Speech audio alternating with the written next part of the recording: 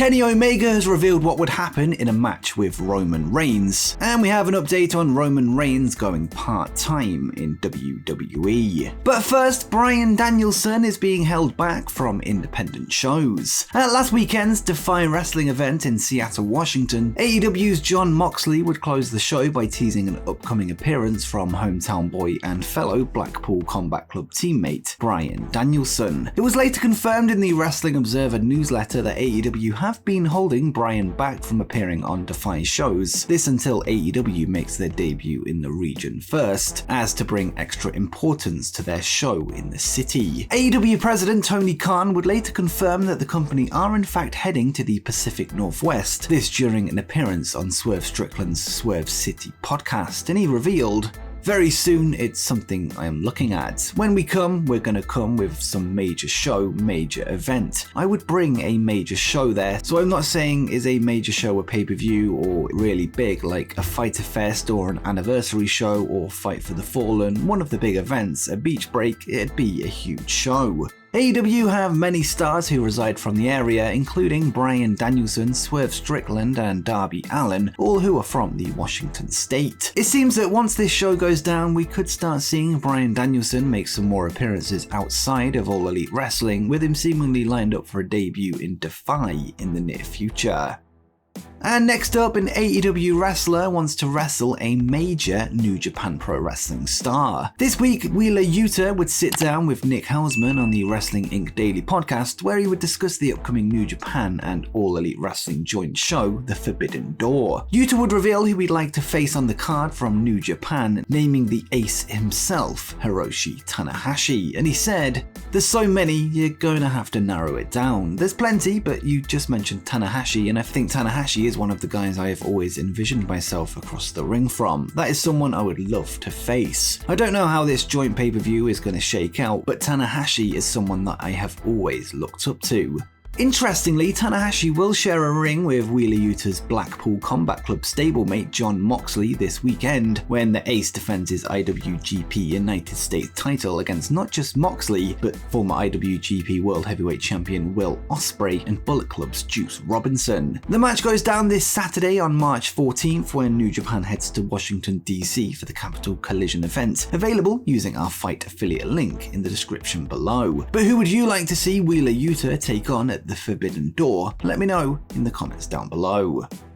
Next up, Samoa Joe has revealed that he nearly missed his Ring of Honor return. On April 1st at Supercard of Honor, the former world champion would make his first appearance for the promotion since 2015, confronting Jay Lethal and Sonjay Dutt before it was announced that he had been signed to All Elite Wrestling. During his recent appearance on the AEW Unrestricted podcast, Joe would discuss the process of signing for the company, revealing that he first met owner Tony Khan at a WWE show, and he would say, "So I actually met Tony prior to AEW and everything, just backstage at a WWE show, just hanging out. He was just a cool, quirky guy. Man, he's got a lot of ideas. I liken Tony to an overfilled balloon. All you have to do is just prick the skin, and all the ideas, everything just comes flooding out in a mass. Really high energy dude, seemed cool, and our talks since then have always been very cool." Joe would then go on to discuss the Supercard of Honor appearance, stating that he almost missed the show due to travel issues, and he said, "I know there was weather permitting jets to get to Tampa on time, and a lot of mechanical issues on flights that went out. So I had to end up driving to Cross City, Florida, a small little rural town in the middle of Florida, to catch a private jet to get up to the show.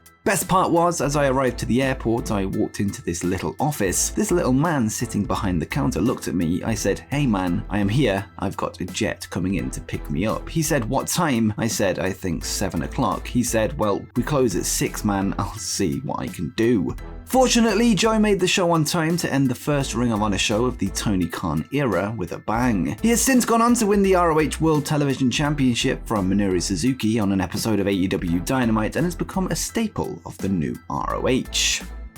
Next, let's take a look at last night's episode of Monday Night Raw, where a huge WWE return took place. The show would see Raw on-screen authority figure Sonya Deville be stripped of her powers by Adam Pearce before being put into a match against a returning superstar. She would then be confronted by Alexa Bliss, who was carrying the Lily doll, entering to the ring full of smiles. Bliss would then pin Deville in just 40 seconds as Lily watched on from the turnbuckle, with the returning star receiving big cheers from the crowd. Bliss has been away from television since February 19th, where she would fall short in the Women's Elimination Chamber match. That appearance followed a series of vignettes leading to her return at the Chamber show before she once again disappeared from television. Bliss has reportedly expressed her frustration with WWE's lack of plans for her as of late, with her said to have gone straight to Vince McMahon to make her feelings clear. It seems that they finally have plans for Bliss, with her seemingly now set to feud with Sonya Deville going forward.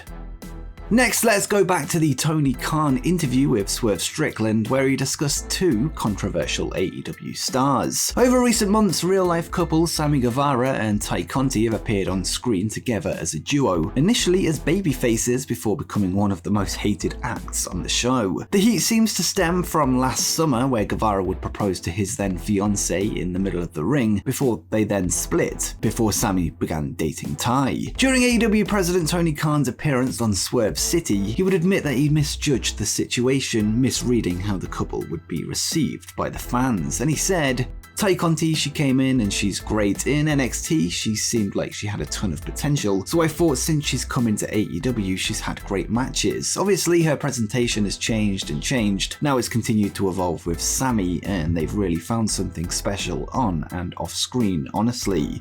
It's great and I'm really happy for them. I was really happy for them, so maybe I misread how happy the fans would be for them. So I think I have course corrected that. You don't try and fit a square peg in a round hole. I like Sammy, I like Ty, the fans like Sammy, the fans like Ty. I like Sammy and Ty together, the fans do not. And that's where we differentiate, so that's what I have come to accept. Since their heel turn, Ty and Sammy have turned up the dial on everything the fans dislike about them, becoming one of AEW's top heel acts, feuding with American Top Team, who themselves were previously heels before the program. But what do you make of Sammy Guevara and Ty Conti? Let me know in the comments down below.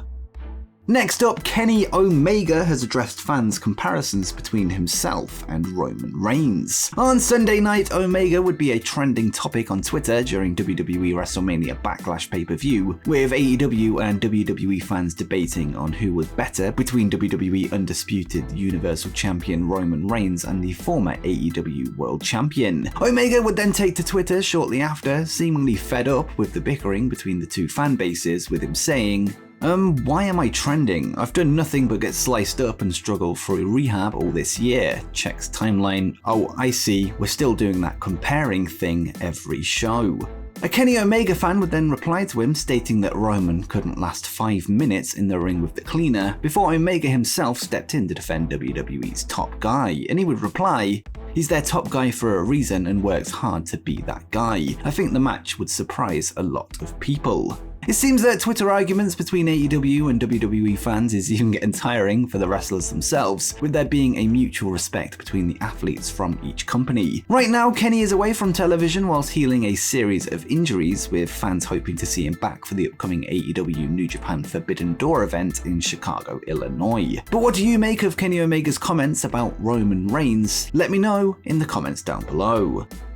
And speaking of Roman Reigns, we have an update regarding his reduced WWE schedule. This weekend, Roman Reigns would cut a cryptic promo at the end of a Trenton, New Jersey house show, where he told the crowd that he probably wouldn't be back in town as he enters a new phase of his career. This led to speculation that he could be set to retire from WWE in order to transition into a Hollywood role alongside his cousin, The Rock. It would later be reported by Dave Meltzer on Wrestling Observer Radio that the Tribal Chief has signed a brand new deal with WWE, which will see him take on a lighter schedule, with him appearing at less live events. Well, we now have an update, as according to Wrestling Inc., Roman is not advertised for any upcoming TV tapings or live events for the months of July and August. The only shows that he is advertised for is the Money in the Bank and SummerSlam pay-per-views in the months of July. So far, WWE have announced more than 30 live events as part of their summer touring schedule. However, Roman does not make the card on any of them. This could suggest that Reigns will be using this time to enter the new phase of his career, perhaps freeing up these months to film his next movie project. Of course, this is just speculation at this point, however his absence from the show seemingly confirms the Meltzer report that he is no longer on the road full-time for WWE. On top of this, WWE President Nick Khan has said in the past that the company will help Roman transition into Hollywood. But what do you make of Roman Reigns' summer absence? Let me know in the comments down below. And before you go, make sure you check out 10 things that you didn't know about AEW's Hook.